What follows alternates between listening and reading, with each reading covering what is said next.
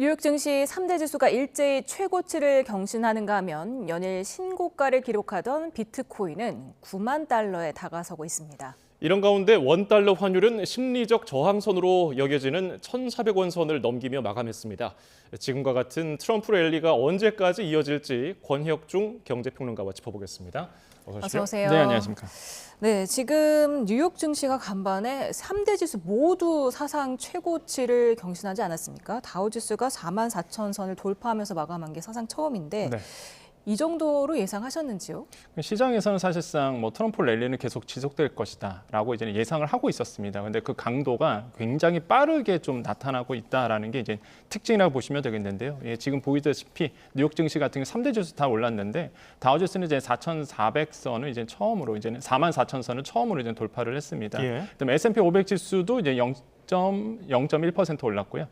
기술주 나스닥도 0.06% 올랐는데 이게 계속 오르고 있다라는 게 이제 가장 큰 특징이라고 보시면 되겠고, 그렇게 본다 그러면 왜 올랐냐라고 본다 그러면 역시나 이제 트럼프 당선인의 이 감세 정책 때문에 이게 굉장히 좀 미국 시장에서는 크게 영향을 주고 있습니다. 일단 감세가 된다는 얘기는요. 일단 기업 입장에서는 순이익이 늘어날 수밖에 없는 부분이겠고, 이런 것이 주가에 이제 선반영되다 보니까 굉장히 이제 뉴욕 증시에 큰 영향을 미치고 있다고 보시면 되겠고, 사실상 이게 조금 좀 부딪히는 부분도 있습니다. 이제는 감세가 있다 그러면 사실상 본다 그러면 이제 관세 정책도 사실 공약으로 내붙였거든요. 근데 관세를 올리겠다라고 본다 그러면 사실 물가 상승이 좀 일어나잖아요. 미국 시장 입장에서 본다 그러면 그게 오히려 장기적으로 봤을 땐 또 사실상 좋지는 않거든요. 기업 입장에서. 그래서 이게 공약 자체가 긍정 분위기도 있고 이제 부정 분위기도 있어요. 근데 투자자들이 뭐를 선택했느냐가 가장 중요한데 이제 긍정적인 포지션에 더 많은 지금 포지션을 갖고 있다는 거죠. 그렇기 때문에 지금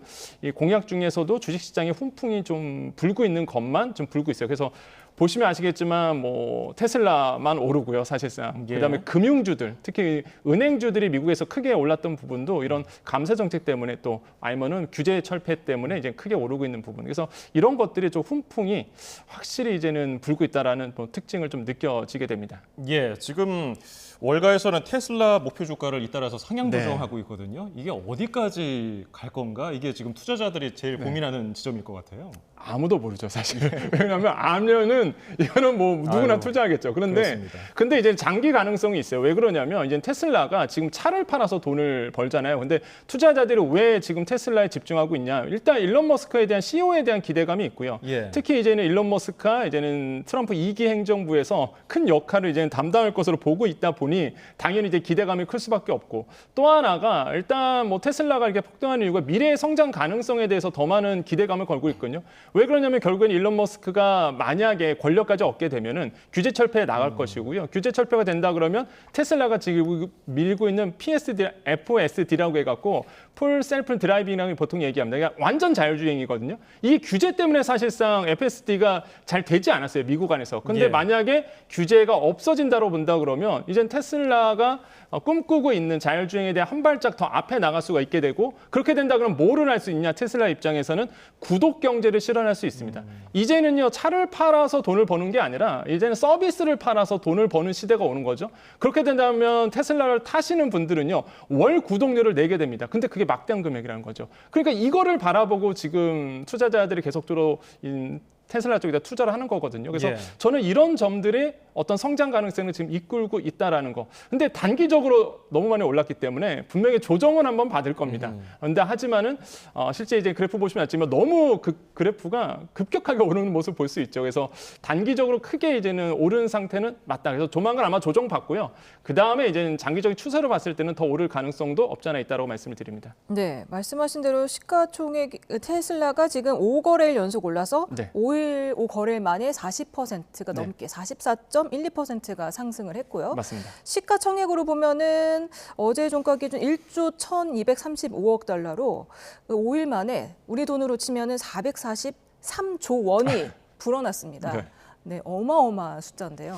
그러니까 이게 이제는 아까 말씀드렸다시피 단기 조정을 좀 제가 봤을 땐 조만간 받을 수 있다라고 이제 보시면 되겠고요. 근데 이제 한편으로는 아까도 말씀드렸지만은 이제 정보효율성위원회 위원장이 될 가능성이 있거든요. 그러니까 정보효율성위원회는 뭐냐 그러면 그동안 해왔던 이제 연방 정부의 재정을 감사할 수 있는 권한이 생깁니다. 그러면 일론 머스크 입장에서는요, 재력도 있잖아요. 그다음에 인기도 높습니다. 민심도 있고요. 거기에 이제 권력까지 얹다 보니까 사실 뭐 못할 게 없어요. 일론 머스크 입장에서는. 그러다 보니까 어떠한 서비스를 내놔도 된다라는 기대 심리가 지금 계속 반영되고 있거든요. 예. 주가는 일단 선반영됩니다. 일단 심리가 선반영되다 보니까 오히려 이제 트럼프로 인해서 트럼프 당선으로 인해서 이런 테슬라의 주가는 더 우상향할 가능성이 있다라는 거죠. 그 점을 이제 투자자들이 보고 계속적으로 오고 있고요. 사실 뭐 시총이라든지 뭐 일일 거래 대금은 의미가 없는 이유가 일단 계속 갱신을 하게 되거든요. 예. 뭐 그렇기 때문에 뭐 지금의 거래량이라든지 더 높아질 수 있는 여력은 분명히 있다라고 저는 생각을 해보겠습니다. 지금 테슬라 주가도 놀랍지만은 가상자산인 대장주 비트코인이 그 그래프 오름폭이 어마어마합니다. 네. 지금 너무 속도가 빠른 게 좀 더 두렵다는 분들도 계세요. 근데 비트코인의 특징이 그렇습니다. 예. 오를 때 확 오르다가요. 사실 이제 장기적으로 보면 조금씩 조정을 받는 게 비트코인이고요. 항상 그래왔습니다. 비트코인이 오를 때 한 10일 정도 확 오르게 되거든요. 그러다 푹 떨어지다가 조금씩 이제 조정을 받는 영향이 있습니다. 그래서 아마 이번에도 굉장히 이제 단기적으로 크게 오르겠다 보시면 되겠고요. 아마 이것도 조정을 한번 받을 겁니다. 받겠지만은 일단은 워낙 지금 비트코인에 대한 기대 심리가 굉장히 높다 보니까 아마 투자 수요들이 다 지금 코인 쪽으로 움직이고 있다라 보시면 되겠고, 지금 보면은 뭐 비트코인에 투자하시는 분들이 굉장히 많아지고 있는데, 좀 한편으로는 저는 좀 우려스러운 게 이제 다시 한번 이제 포모족들이 나올 가능성이 굉장히 큰다는 거죠. 이제 Fear of Missing Out이라고 해서 앞자를 따서 포모라고 얘기하는데 나만 도태될 것 같은 불안감이 생깁니다. 지금 여러분 숫자 보시면 야, 나도 투자할 걸, 아마 이런 생각이 많이 드셨을 거예요. 그게 이제 포모족의 전 단계거든요. 그렇기 때문에 여기 비트코인이 오르는 거와 나하고는 아무 상관이 없다라고 이제 생각을 해서야 사실상 이게 코인으로 쫓아가지 않는 거지. 예. 만약에 내가 이 코인이 오르는 거, 뭐 특히 비트코인이 오르는 거 보면서 나도 투자했을 걸, 아니면은 나도 투자하고 싶다라는 거는 사실상 옳은 방법은 아니다. 왜냐하면 변동성이 너무 심하기 때문에 사실상 굉장히 주의를 하셔야 되는 부분이 있겠고, 만약에 비트코인에 대해서 내가 투자하고 싶다 하시는 분들은요, 투자 철학이 정말 있는지, 그다음에 경험이 있는지를 보고 들어가셔야지, 뭐 지금 뭐 말 그대로 1억, 제가 보니까 한 1억 2,400까지 올랐더라고요. 제가 들어오기 전까지 보니까. 예. 그러니까 사실 그렇게 된다 그러면 과연 9만 달러까지 이제는 높아지는 거거든요. 그래서 지금 보시면 1억 2,400 이렇게 나오고 있는데 9만 달러 장중에서 돌파를 했습니다. 또 그래서 지금 시장에서는 야, 10만 달러까지 가는 거 아니냐 이런 얘기가 나오거든요. 그러면 또 한편으로는 정말요 심리적으로 동요되시는 분들이 굉장히 많을 텐데, 그런 거에 너무 동요될 필요는 없다라고 말씀을 드립니다. 네, 그렇다 보니까 지금 가상화폐 시가총액이 지난 5일 미 대선일이었죠. 그 이후에 25%가 급등을 했더라고요. 3년 만에 3조 달러를 돌파해서 우리 돈으로 4,203조 원을 맞습니다. 기록했습니다. 그러니까 지금 보면은요, 안타까운 게 어떤 거냐면, 지금 예를 들어서 이제 10만 달러 돌파한다 그러면 우리 돈으로 한 1억 4천만 원 정도가 됩니다. 근데 지금 환율도 높아지고 있잖아요. 예. 그러니까 더 사실상 더 커질 수밖에 없는 부분이겠고, 그러다 보니까 많은 분들이 지금 말씀하신 것처럼 시가총액 얘기를 하셨는데, 국내에서 돈을 빼갖고요, 지금 이제 코인 쪽으로 움직이시는 분들이 눈에 너무 보입니다. 예. 그래서 국내 장에 대한 인기가 너무 없다 보니까 지금 뭐 국장에서 빼다가 이제 코인 쪽으로 돈을 옮기시는 분들이 오늘도 나타났고요. 굉장히 앞으로 그 거래 추세가 계속적으로 나올 것으로 보고 있어서 이제 국내 주식에 대한 이제 불안감이 더 커질 수밖에 없는 부분이라 보시면 돼요. 그래서 이런 거 보더라도 가상자산 거래 1일 거래 금액을 봐더라도요, 뭐 코스피, 코스닥 다 합친 것보다 더 많습니다 지금. 그래서 지금 봤더니 가상자산 거래소 1일 거래 대금이 한 19조 9천억 원 정도 되거든요. 이게 어제 11일 기준인데 이게 코스피, 코스닥 거래 규모가 18조 원입니다. 더 커요. 그러니까 예. 사실 우리나라의 국내 거래 대금보다 더 크다는 거는 그만큼 옮겨갔다는 얘기고, 근데 또 놀라운 게 아까 제가 19조 원이라고 말씀드렸잖아요. 1일 거래 대금이. 근데 이게 일주일 전만 가더라도요, 이게 9조 원 정도 됐었습니다. 거의 2배 상승한 거예요. 일주일 만에 거래 대금이. 거래 대금이 많다는 얘기는요, 투자자들이 많다는 얘기입니다. 한마디로 이제 투자자들이 다 코인 쪽으로 움직였다는 부분, 이거 주의 깊게 보셔야 되는데, 근데 이미 시장에서 예상했던 부분이 어떤 거냐면 이제 금리 인하 시기잖아요. 미국도 예. 이제는 또 금리 인하를 했습니다. 그렇게 된다 그러면 어떻게 움직이느냐? 일단은 금리 인하 시기에는요, 코인 시장이 먼저 반응을 합니다. 그런 다음에 이제 주식 시장이 반응받고, 그런 다음에 이제 6개월에 부동산 시장이 이제 영향을 받게 되거든요. 그러니까 지금 이제 코인 지금 시장이 가상화폐 시장이 움직였다는 거예요. 금리 인하 시기로 이렇게 해서 다가온 올라오면서 거기에 대선까지 맞물리다 보니까 더 크게 파괴력이 일어나고 있는 거죠. 그래서 지금 거래 추세가 이렇게 이제 코인 쪽으로 흐르고 있다. 돈의 흐름을 굉장히 잘 보셔야 되는데 돈의 흐름이 지금 코인 쪽으로 지금 당분간 계속적으로 흐를 수밖에 없는 구조로 간다는 거. 이런 점도 좀 보셔야 되겠습니다. 네, 근데 이렇게 그 가상화폐가 계속해서 오르는데 그 혹시 오를 거라는 그 기대 심리로 투자하는 거 외에 네. 투자 가치가 있는 건지가 좀 궁금하신 분들 네. 계실 것 같아요. 근데- 워런 버핏도 사실은 투자 안 한다고 하지 않았습니까? 네. 근데 이게 결국에는 철학의 차이입니다. 일단 뭐 가상화폐를 어떤 식으로 바라보냐에 따라서 이제 달라질 수밖에 없는 부분이고, 일단 저는 뭐 현물 ETF가 비트코인에 대해서 나온 이후부터는 제 개인적도 사실 인정을 하고 있거든요. 왜냐하면 미국 시장에서의 이제는 이 기존 어떤 금융시장에서의 어떤 인정을 받았다는 부분에서 저는 이제 비트코인에 대해서 상품 가치로 봅니다. 저는 절대 화폐 가치로 비트코인을 보지는 않고요. 상품으로서 하나의 상품으로서 인정을 하고 있다고 말씀을 드리겠고, 그거 이제 관점의 차이라고 이제 볼 수가 있겠죠. 어떤 분들은 이게 상품으로서의 가치로 해서 투자하신 분들이 있을 것이고요. 어떤 분들은 내재 가치가 없다 보니까 이거는 결국에는 영원으로 수렴될 거야라는 분도 계실 거예요. 이거는 이제는 그 코인 시장을 바라보는 가치의 차이라고 보시면 되겠고요. 이거에 따라서 이제는 결국에는 투자할 건지 말 것인지가 이제 결정된다고 보셔야 됩니다. 근데 중요한 게 그겁니다. 다시 한번 말씀드리지만 변동성이 너무 심하기 때문에 사실상 내가 투자로서 뭐 비트코인이라든지 알트코인에 투자하신 분은요, 투자 철학이 없으면 절대 들어오지 못하는 시장이 바로 이제 코인 시장이라는 거 말씀드리겠고, 변동성이 심하기 때문에 손절 타이밍을 늦게 잡게 된다 그러면 정말 막대한 금액을 손해 볼 수밖에 없거든요. 제가 가장 우려스러운 게 바로 이 부분입니다. 지금 포모족들이 일어나고 있고요. 지금 막 가상화폐 오르다 보니까 투자하신 분들이 많아질 거고요. 제발 예금이나 적금 깨고 들어오신 분들이 없었으면 좋겠다. 이런 말씀을 하고 다시 왜냐하면 과거에 너무 많았기 때문에. 대출받는 분들도 있었잖아요. 대출받는 너무 예. 많았죠. 그래서 그 당시에 굉장히 좀 안 좋은 사회적 현상이 일어났었는데 다시 이런 일이 좀 없기를 다시 한번 좀 희망해 보겠습니다. 예. 그런가 하면 좀 독특한 현상이 얼마 전까지는 국내 가상화폐 시세가 네. 외국보다 좀 비쌌거든요. 이른바 김치 프리미엄이라고 했었는데 네. 이번에는 오히려 국내 쪽이 더 저렴한가 봐요. 왜 네. 그렇습니까?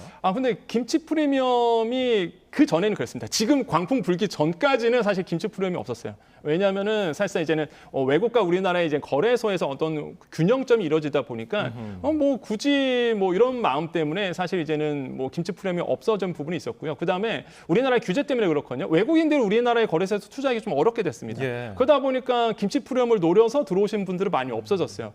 근데 지금 오늘 기준으로 봤을 때 다시 김치 프리미엄이 생겼습니다. 비트코인 같은 경우는 한 1.2% 정도 김치 프리미엄이 지금 한국 프리미엄이 생겼거든요. 예. 그러니까 지금 다시 우리나라에서 광풍이 불다 보니까 다시 한번 이제는 이런 뭐 김치 프리미엄 아니면 한국 프리미엄이 지금 생겨서 한 1.2% 정도 비트코인은 붙고 있다라는 거 이거 좀 말씀드리겠습니다. 네.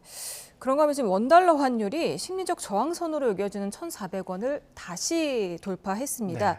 그 3시 반 예전에는 종가가 이제 3시 반이었고 지금 새벽 2시로 바뀌었지만 네. 어찌됐든 그 3시 반 기준으로는 2년 만에 처음이지 않습니까?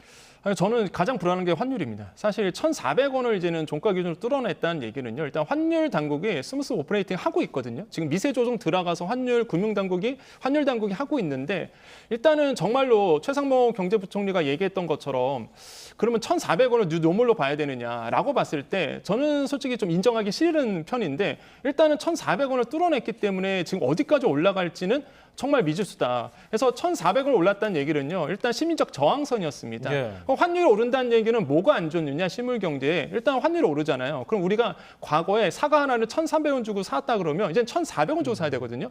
그럼 당연히 물가가 높아지게 됩니다. 수입 물가 높아지죠. 소비자 물가 상승률에 압력을 줍니다. 물가 자체가 높아져요. 그러면 금리 인하를 해야 된 타이밍을 또 놓치게 돼요. 금리 인하 속도가 둔화되거든요. 그러면 어려우신 분들, 뭐 서민분들이라든지 아니면 취약차중들은요, 계속 지금도 어려운데 더 어려움으로 계속 유지가 된다는 거죠. 그래서 저는 사실 환율이 이렇게 고환율 상태로 유지되는 거는 지금 상황으로는 좋지 않다라고 말씀드리겠고, 어쨌든 간에 지금 환율 시장에서는 1,400원을 이제 뚫어낸 부분이 있습니다. 그래서 지금 과연 이제 환율 당국이 어떻게 움직일지는 보셔야 되겠지만, 일단 고환율 상태로 계속적으로 이어질 가능성은 굉장히 크다. 왜? 워낙 지금 달러의 수요가 많습니다. 그리고 예. 트럼프 당선인이 됐기 때문에 사실상 이제 달러의 가치는 더 높아질 수밖에 없는 부분이고요. 왜 그러냐면 아까도 말씀드렸지만은 일단 트럼프 대통령이 관세 얘기를 합니다. 10%, 10에서 20% 보편적 관세 한다고 얘기하죠. 그럼 미국 물가가 다시 한번 좀 높아질 수밖에 없어요. 그러면 연준에서 고민을 하겠죠. 이거 금리 인하해야 되는데 인하하면은 사실 환율 물가 때문에 안 되겠어. 그러면 속도를 조절한단 말이에요. 그러다 보니까 지금 시장에서는 야, 그러면 달러 가치 계속 유지되겠네. 그러다 보니까 또 달러 사시는 분들 많아지고요. 또한 지정학적 리스크도 있잖아요. 전쟁 아직 끝나지 않았습니다. 안전자산 선호 심리 때문에 또 달러 사시는 분도 많아집니다. 그러니까 이러한 것들 때문에 지금 달러의 수요가 많아지니까 강달러 지속 나오면서 환율이 높아지는 거거든요. 그러니까 이런 점들이 계속적으로 반복되다 보니 지금 환율이 굉장히 높아진 상태에서 저는 좀 환율에 대해서 서민들 생각한다 그러면 환율이 좀 어느 정도 조절되기를 좀 희망해 본다라고 말씀드립니다. 이런 강달러 현상은 언제까지나 지속될 거라고 전망하세요? 환율에 대해서 예상할 수만 있다 그러면 아마 재벌이 됐을 거다라고 좀 말씀드리겠는데 예. 정말 환율 예측하기가 정말 힘든 게 정말로 다양한 요소들이 작용하다 보니 이제 말씀드릴 수 있는데요. 일단은 먼저 포인트를 읽을 거는 일단은 주식시장에서 이제 어떻게 반응하는지 보셔야 됩니다. 만약에 외국인들이 우리나라에 들어오는 시그널이 있다 그러면 그때부터는 분명히 이제 강달러의 영향을 많이 줄어드는 타이밍이라고 보시면 되거든요. 근데 아직은 보시면 아시겠지만 주식시장에 외국인들이 다 떠나고 있습니다. 예. 그때는 그 뜻은 뭐냐면 외국인들을 봤을 때도 강달러가 계속적으로 지속될 거야라고 이제는 생각을 하기 때문에 그런 거거든요. 그렇기 때문에 우리가 먼저 포인트를 읽을 거는 우리나라의 자본시장에 외국인들이 언제 들어오는지 그 타이밍을 알 수 있으면 이제 환율의 진정세도 그때 가서 이제 알 수 있는 거죠. 그래서 그러한 포인트를 읽어내는 것들 굉장히 중요하겠다라고 강조를 해드리겠습니다. 네, 지금 이렇게 외국인들의 매도가 강세를 보이면서 네. 지금 코스피가 지난 8월 블랙먼데이 이후 처음으로 2,500선을 내줬습니다. 종가에서. 어떻게 보셨습니까? 안타깝죠, 사실. 이게 우리나라의 증시를 눌렀던 게 딱 세 가지가 있었어요. 금투세. 근데 금투세 이제는 거의 이슈가 끝났습니다. 미국 대선이 있었어요. 미국 대선 이제 끝났잖아요. 그러면 두 가지는 불확실성이 사라졌습니다. 그럼 마지막 하나의 불확실성이 뭐냐 그러면 바로 이제는 자금이에요. 말 그대로 이제는 매수 자금이라든지 거래 대금인데 지금 우리나라 국장에 그러니까 국내 주식 자본시장에 거래 대금이 너무 많이 줄었습니다. 그런 이유는 이제 인기가 없기 때문이고 재미가 없다라는 분들이 많아졌기 때문인데 그동안 그 눌러왔던 것들, 우리나라의 주식시장에 눌러왔던 것들이 계속적으로 장기적으로 누르다 보니까 사실상 우리나라의 증시에서 떠나신 분들이 너무 많거든요. 그래서 이제 미국 뉴욕 증시에 투자하시는 분들이 많고 그러다 보니까 거래 대금 자체가 씨가 말랐어요. 우리나라 시장. 그게 계속적으로 이어지는 거거든요. 외국인도 안 들어오죠. 개인 투자자들도 우리나라에서 투자 안 하고 다 미국 가셨죠. 이게 계속 악재로 작용하면서 지금 오늘도 마찬가지고 전에도 마찬가지고 삼성전자 대장주로 얘기할 수 있는 삼성전자, SK하이닉스 다 빠지고 있는 추세입니다. 근데 이게 계속 간다는 거죠. 거래 대금이 늘지 않으면 주가는 뛸 수가 없어요. 누가 투자를 해야 돈을 줘야 사실 뛸 텐데 거래 대금 자체가 없다 보니까 사실 뛰질 못한다. 그래서 삼성 주가 본다면요. 52주 신저가 기록하고 있고요. 지금 시장에서는 관심 있게 보고 있는 게 이거 4만 전자 되는 거 아니야? 이런 얘기가 나오거든요. 얼마 전까지만 해도 5만 전자 되는 거 아니야? 그랬다가 지금 4만 전자 되는 거 아니야? 이렇게 정도로 사실상 거래 대금의 씨가 말랐다는 부분. 그래서 지금 만약에 주가에 대해서 우리나라 증시에 대해서 걱정한다 그러면 제가 봤을 때는 뭔가 정부에서 금융당국에서 증시 살리기에 좀 나서줘야 된다라는 좀 생각을 해봐요. 그래서 국내 증시에 좀 활화산이 될 수 있도록 관심을 가질 수 있도록 뭔가 정책적, 제도적으로 좀 마련돼야 된다라고 좀 생각을 해보겠습니다. 대출 이야기로 좀 주제를 바꿔보겠습니다. 각종 규제가 시행되고 있지만은 지난달 가계대출 6조 6천억 원 증가했습니다. 네. 한은은 일시적인 반등으로 보던데 어떻게 평가하세요? 한은이 이제는 일시적 반등으로 보는 이유가 계절적 요인이 있다라고 이제 얘기를 하고 있는데요. 그 계절적 요인은 뭐냐면 이게 10월 기준이잖아요. 어떤 거냐면 사실상 9월에 받았던 상여금도 이제 들어오지도 않잖아요. 10월 달은. 그 다음에 이제 정부가 했던 다양한 금융 정책들이 있었습니다. 대출을 인하해 준다든지 이자를 깎아준다든지 이것도 다 끝났어요. 그러다 보니까 이제는 가게들이 돈이 없다 보니까 일시적으로 이제 대출이 더 늘렸다 이렇게 보는 거죠. 그래서 이런 일시적인 요인 때문에 10월 달에 더 늘어났다라고 이제 판단을 하고 있는데 이제 솔직히 저는 개인적으로 좀 동의하기 어렵다고 생각을 해봐요. 그건 이제는 하는 입장에서는 당연히 언론에서 얘기해야 될 이유를 찾아야 되다 보니까 얘기했던 거라고 저는 생각하고요. 이제 추세를 본다 그러면 이제는 주담대는 줄긴 줄었습니다. 전체 가계대출에서 10월달 주담대가 한 5조 5천억 원 정도 늘어났는데 이거는 이제는 과거에 비해서는 많이 준 편이에요. 상승폭이 좀 줄어들었는데 기타 대출이 좀 늘었다라는 게 이제 눈에 걸린다는 거죠. 원래 9월달에 기타 대출 빠졌다가 다시 다시 10월 달에 기타 대출이 늘었습니다. 그 얘기는 사실상 뭐 신용대출 받았다는 얘기고요. 아니면은 뭐 카드 대출도 썼을 거고요. 이런 것들이 늘어난 거거든요. 그래서 이런 어떤 기타 대출이 다시 한번 늘어나고 있다는 거는 취약차들 중심으로 점점 더 어려워지고 있다는 거고 거기에서 이 금융권이 큰 목을 하고 있다는 거죠. 그래서 서민들이 대출받기 어려우니 이 금융권에서 또 대출을 받고 이게 악순환될 가능성이 저는 있다고 보기 때문에 저는 이제 이 금융권의 대출의 증가폭이 있는 거 이거는 좀 관리 감독을 좀 해야 된다. 물론 지금 하고 있지만은 더 사실 관리 감독이 좀 들어가야 되는 부분이지 않나라고 생각을 해봅니다. 네, 근데 지금 대출 규제 등의 여파로 지난달 서울 지역 주택 거래가 감소를 했더라고요. 특히 아파트 매매 건수가 2,287건으로 지난 7월에는 9,047건이었는데 그거에 비하면 74.7%나 감소를 했더라고요. 네, 뭐 거래가 감소가 됐는데 금액적으로도 이제는 사실상 뭐 대출 수요가 이제는 9월 달부터 아시겠지만 스트레스 대출 2단계가 진행이 됐었습니다. 그러다 보니까 뭐 대출 수요가 좀 줄어든 부분이 있는데요. 근데 아시겠지만은 아파트 가격이 워낙 상승폭이 컸다 보니 그거에 대해서 내 집 마련 하시는 분들이 굉장히 많아졌거든요. 그러다 보니 건수는 줄었으나 그 양은 늘어났다는 거죠. 금액 자체는 늘어났다는 것이 어떤 특징이라 보시면 돼요. 특히 이제는 강남권에 대한 마용성에 대한 인기가 죽지가 않고 있습니다. 그래서 지금 시장에서는 우려스러운 게 강남 불패가 다시 한번 이제 입속에서 이제 나오고 입소문이 돌고 있거든요. 그러다 보니까 더 많은 분들이 아무래도 고가의 아파트를 사고자 무리하게 지금 대출을 받고 있다는 시그널이 나오고 있고요. 근데 재밌는 현상은 또 한편으로서는 어떤 일이 일어나냐면 이제 사실상 이제 내가 대출금을 못 파서 말 그대로 이제는 금융시장에 매물로 나오는 경우가 굉장히 많거든요. 예. 한마디로 이런 거를 봤을 때는 오히려 또 양극화가 또 심하게 벌어지는 부분. 강남권은 더 고가로 가지만은 강남권 아닌 지역 같은 경우에는 대출금을 못 파서 사실상 이제는 저당으로 나오고 있는 물건들이 있다라는 부분을 봤을 때 양극화가 좀 심하게 벌어지고 있다. 거기에 제2 금융권이 편승하면 안 된다는 거죠. 그러니까 예를 들어서 보겠습니다. 지금 올림픽파크 포레온, 그러니까 옛날 같은 경우에는 등촌주동이죠. 예. 여기 입주를 하는데요. 그 잔금 마련할 때 이 금융권이 뛰어들었거든요. 아하. 이 금융권에 돈을 벌어야 되잖아요. 그럼 어디서 돈을 버느냐? 결국에는 손쉽게 돈 벌 수 있는 주담대입니다. 주담대의 이 올림픽파크 포레온에 가갖고 이 금융권이 대출을 이 4%짜리를 막 해주고 있어요, 지금. 그러니까 이 금융권에 대해서 대출량이 많아지다 보니까 가계대출이 또 증가될 수밖에 없는 거죠. 그래서 이런 것들 봤을 때 좀 2년 11개월 만에 최대치인데 이런 거는 사실상 규제가 좀 들어가야 되는 부분이다라고 다시 한번 좀 말씀드리겠고 서민들이 사실상 이렇게 된다 그러면 대출받기 어려워지거든요. 예. 그래서 이런 서민 경제에 대해서 고민할 필요가 있다라고 다시 한번 좀 강조를 해드리겠습니다. 알겠습니다. 경제 이슈들을 권혁중 경제평론가와 짚어봤습니다. 말씀 고맙습니다. 네, 감사합니다. 감사합니다.